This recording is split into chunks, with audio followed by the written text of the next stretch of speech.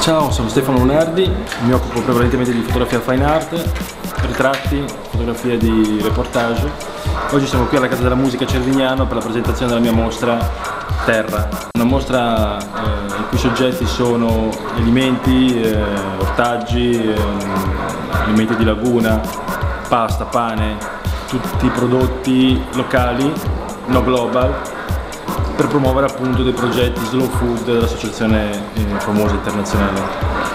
Più altri due filoni che ho voluto presentare, quello del astrattismi su plastica, carta, vetro, cioè il concetto che riguarda un po' il sovraimballaggio o lo spreco, i rifiuti legati sempre al consumo degli alimenti. E ancora tre immagini, questa dietro è un esempio di anteprima sul nuovo filone food fantasy, su cui sto lavorando.